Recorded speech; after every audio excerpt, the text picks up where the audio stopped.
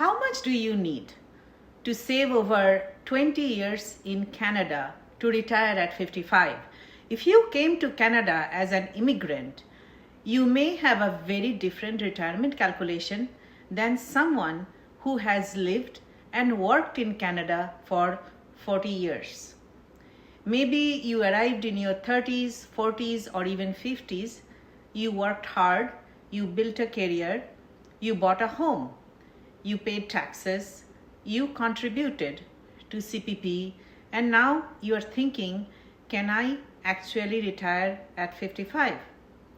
And perhaps the bigger question is, how much do I need to save if I only have about 20 years in Canada? Well, there isn't one magic number.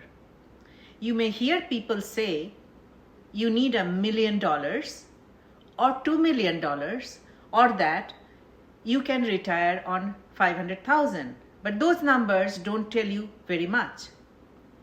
Because retirement isn't really about a magic savings number. It's about the relationship between your expenses, your income, your savings, your pensions, and the number of years your money has to last.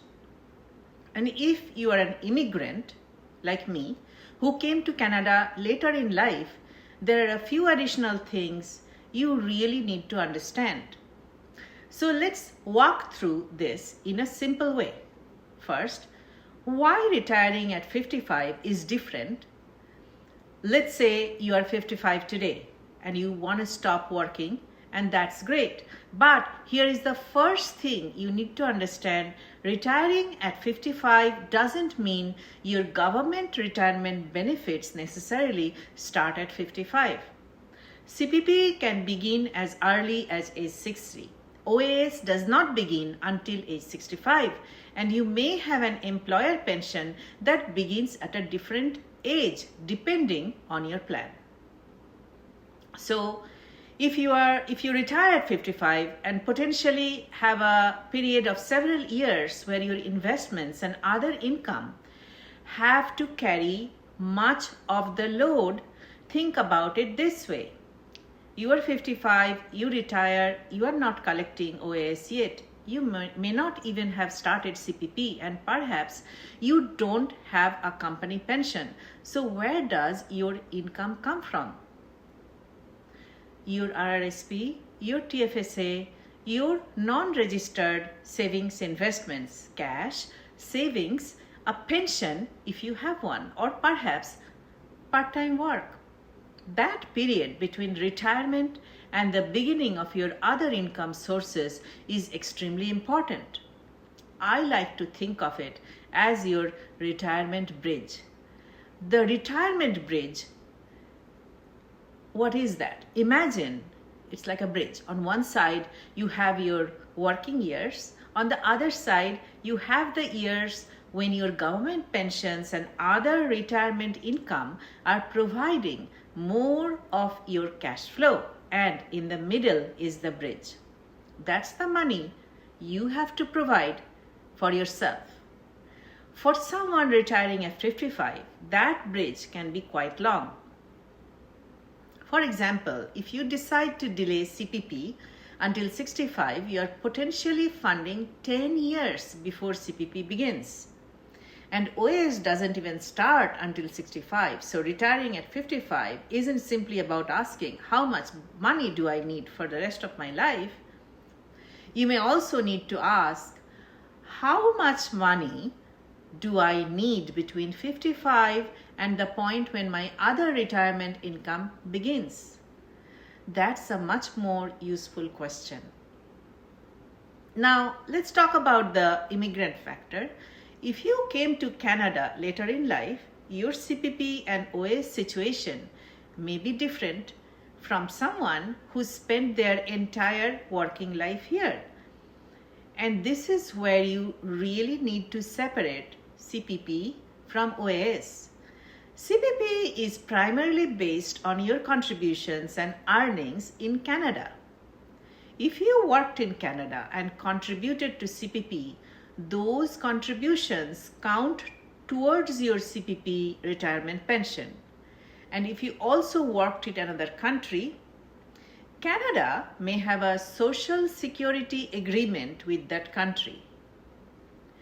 Those agreements can sometimes help you qualify for Canadian or foreign investments by coordinating periods of contributions or residence. But the exact rules depend on the country involved. So, if you are an immigrant and don't automatically assume that I only worked in Canada for 20 years, so I won't get CPP. That's not necessarily true. Your CPP amount will depend on your actual contribution history and earnings.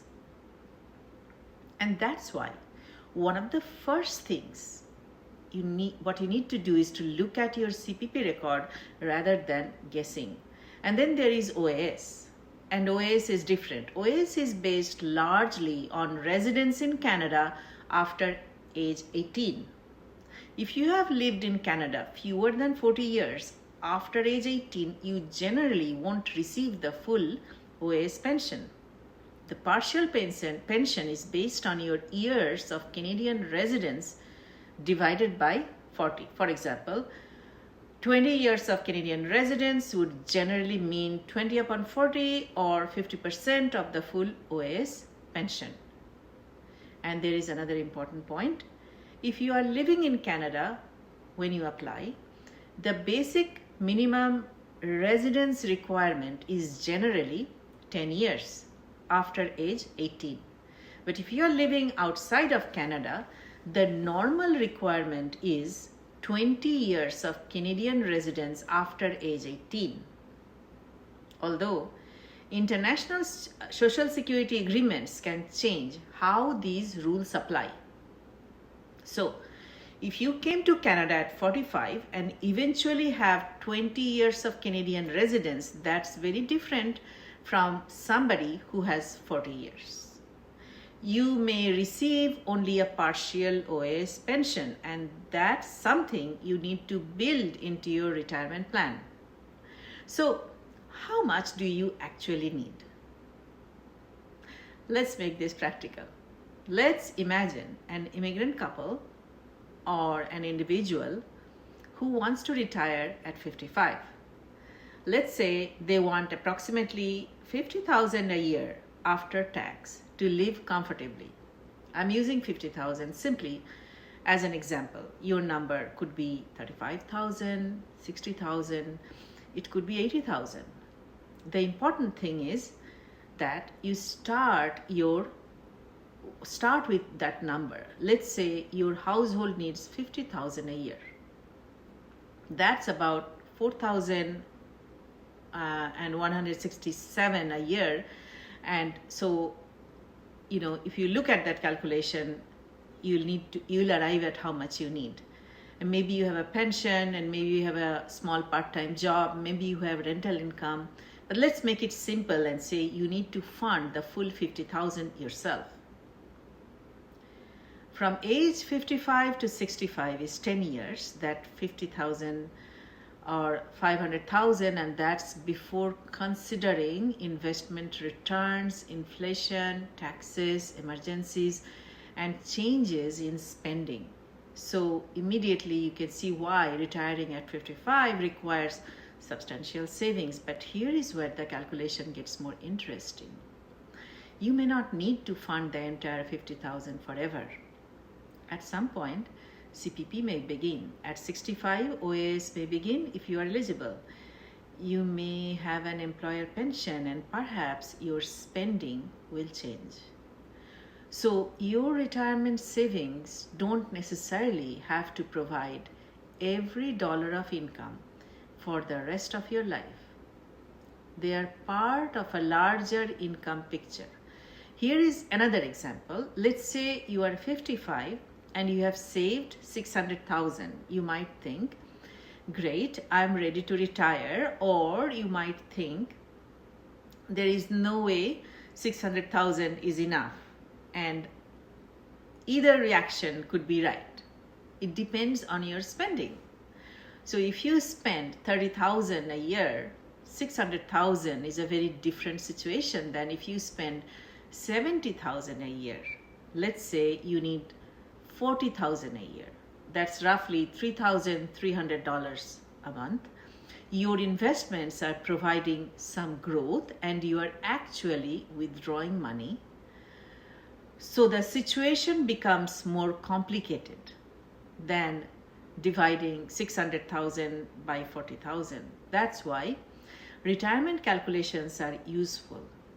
The Canadian government's retirement income calculator allows you to enter information about CPP, OAS, employer pensions, RRSP, TFSAs, and other retirement income sources, and you can use that. And even before you use a calculator, you need to know your own numbers, your spending. So let's go backward. Instead of asking, how much should I have saved?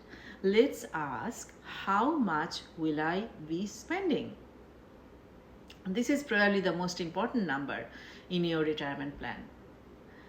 Let's say you own your home outright. That's a huge difference. Your housing expenses might be relatively low. Now, imagine another person who is paying $2,500 a month in rent. That's $30,000 a year before groceries, transportation, utilities, travel, or anything else. Those two people can have exactly the same retirement savings and completely different retirement experiences. So don't start with the savings number.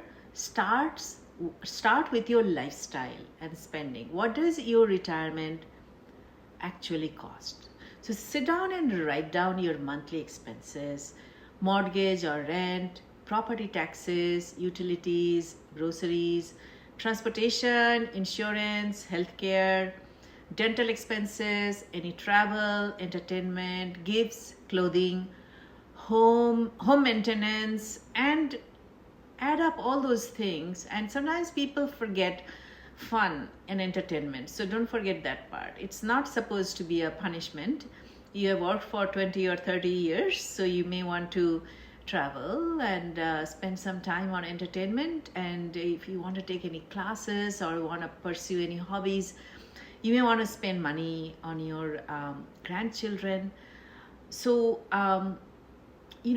all of this is extra cost, but they are realities of life. Retirement budget needs to be realistic. Is that what I'm trying to say? So suppose you're 35 and you want to retire at 55. So you have 20 years, and that's actually a significant amount of time. But it means you need to be intentional. Let's use some simple examples. If you save $1,000 a month for 20 years, that's $240,000 contributed before investment growth. At an assumed average of 5% of growth, compounded monthly, the ending value would be roughly $411,000. And so the numbers are compound interest, so you'll have to take that into account. If you save $1,500 a month, the contributions total $360,000, and at that same hypothetical 5% return, you would roughly have $617,000. At $2,000 a month, your contributions would be $480,000, growing to roughly $822,000, and at $2,500 a month, you would contribute $600,000, which could grow roughly to little over $1 million under the same hypothetical return. Now, I want to emphasize something. These are illustrations and not promises. Markets don't deliver always a steady 5% every year. There are good years and bad years, and there is inflation to be considered, and investments may fall. And as a result, it will affect how much you are going to get. But the exercise demonstrates something important. The amount you save every month matters, and so does starting early. What if you didn't start at 35? This is where things get interesting for immigrants. Maybe you came to Canada at 40, and maybe you started saving seriously at 45. Maybe you only have 10 or 15 years before you want to retire. Don't panic, but you do have less time, and that means you may need a different strategy. You might need to save more. You might need to retire at 57 instead of 55. You might work part-time for a few years. You might downsize your home, or you might want to delay your CPP. You might want to change your retirement lifestyle, or you might combine several of these strategies and plan your retirement. And it's not always about finding one perfect answer. It's about adjusting the variables to best of your benefit. And don't forget TFSA for Canadian residents. The TFSA can be an important retirement savings tool because investment growth and withdrawals are generally tax-free. The annual TFSA dollar limit for 2026 is $7,000, and although your actual available room depends on your personal history, and here is something particularly important for immigrants, you don't automatically get the TFSA room that accumulated before you became a Canadian resident. TFSA contribution room starts accumulating based on your residency, not simply because you are an adult. So if you arrived in Canada at 40, you can't assume you have all the contributions room available as it is to someone who has been a Canadian resident ever since. So always check your actual room with CRA. And then there is RRSP. RRSPs are also important to consider. And it's an important part of retirement planning too. The advantage is that the contributions for RRSP can provide tax break for you. It's tax deferred inside the account, but RRSP withdrawals are generally taxable. So you don't necessarily want to think RRSP is good and TFSA is good. Instead, think about how the different accounts work together. You might use your RRSP during certain years. Your TFSA can provide tax-free withdrawals. Your non-registered investments may provide another source of income. And your government pensions can eventually become another piece of the puzzle. One of the biggest mistakes one can do is ignoring the years from 55 to 65. If you are planning to retire at 55, and this is probably the section you want to pay the most attention, is you need to have a plan for those 10 years, 55 to 65. Let's say you retire at 55, you don't immediately start CPP, you don't receive OAS yet, so you might want to deliberately withdraw some of your investments during those years. And that may actually be part of a good retirement strategy. You don't necessarily need to preserve every dollar of your RRSP until you are 85 though. Your money is there to support your life.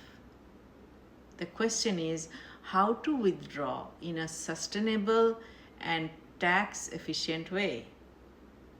This is where professional, financial, and tax advice can become valuable, especially if your situation includes foreign pensions, investments, or tax obligations.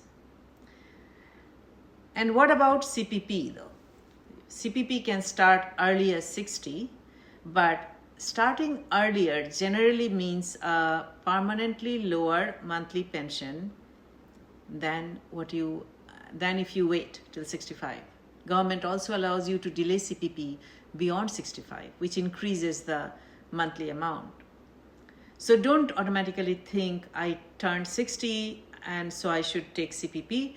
The right decision depends on your health, cash flow needs, other assets, taxes, longevity expectations, and overall retirement plan. And for immigrants, your actual CPP contributions history is particularly important.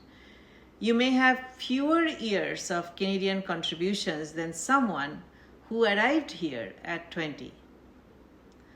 So don't use somebody else's CPP estimate, check your own record. And then there is OAS, and OAS starts at 65 at the earliest. And you can delay it to 70 for a higher monthly payment.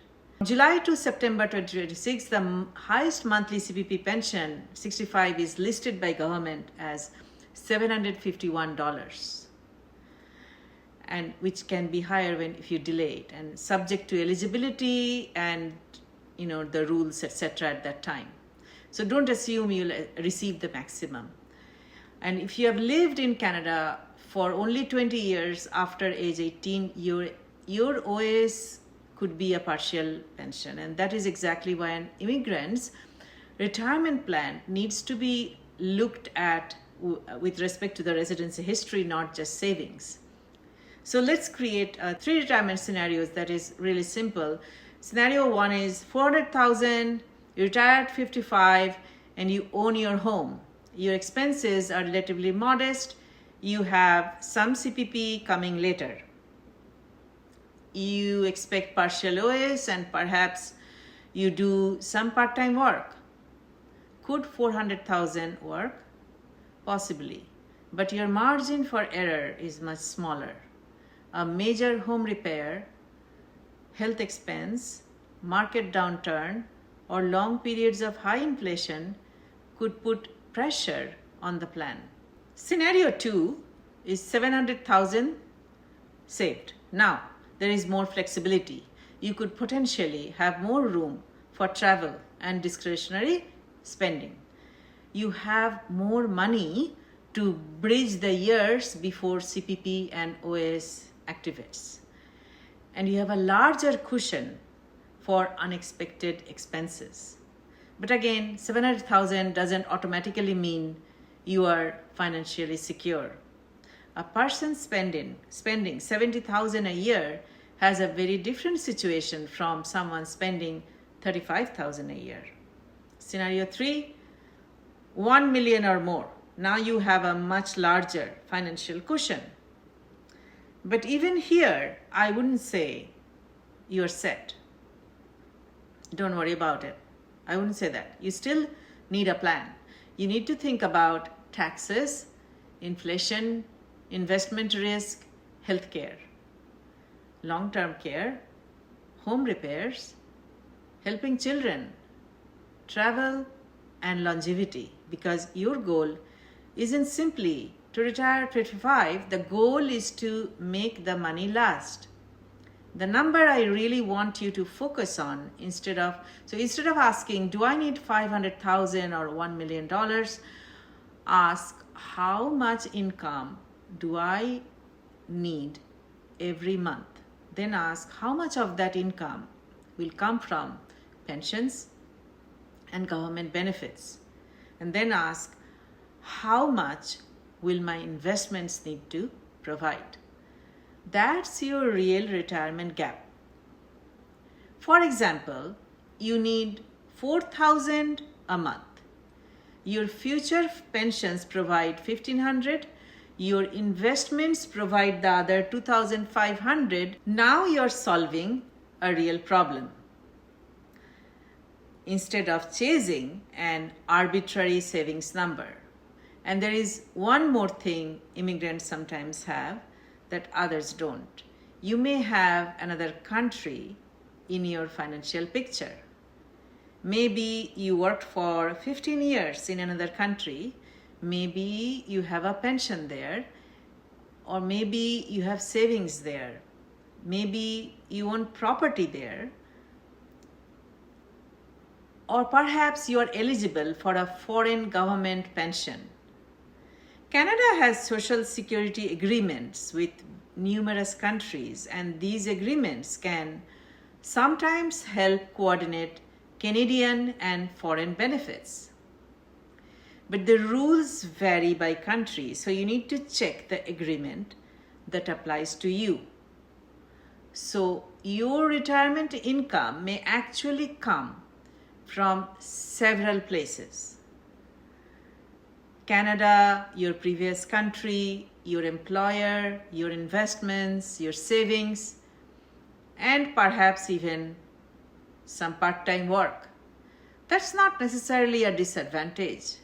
It can actually give you more options. What I would do if I were planning for 20 years, first I'll figure out my retirement spending, not what I hope to spend and what realistically I expect to spend. Second, I'd check my CPP contributions record. Third, I would check my OAS eligibility and Canadian residency history. Fourth, I'd find out whether I have a pension benefit from another country. And fifth, I'd look at my RRSP and TFSA, and then I'd calculate my retirement gap. And finally, I would ask, how much do I need to save every month to close that gap? That number is much more useful than simply saying, I need $1 million. And don't forget the emotional side. There is another reason I like the idea of planning 20 years ahead. Retirement isn't just a financial event. It's a life transition.